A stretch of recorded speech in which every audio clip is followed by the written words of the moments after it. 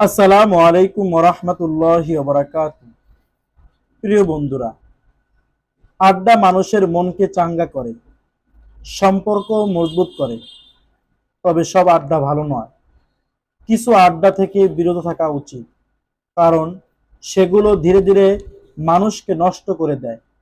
Number ১, গীবত পরনিন্দার আড্ডা, যেখানে অন্যের দোষ খোঁজা, চরিত্র হরণ করা হয়।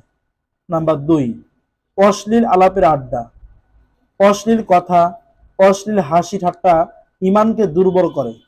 নাম্বার ৩, অলস আড্ডা, যেখানে শুধু ইমান নষ্ট হয়, কোনো উপকার পাওয়া যায় না। নাম্বার ৪, মদ, নেশা বা খারাপ অভ্যাসের আড্ডা, যা মানুষকে নেশায়, অপরাধে বা অনৈতিকতার দিকে টেনে নিয়ে যায়। নাম্বার ৫, অবিশ্বাস ও বিদ্বেষ ছড়ানোর আড্ডা, যেখানে মানুষকে ধর্ম, জাতি, দল বা ব্যক্তিগত কারণে খাটো করা হয়।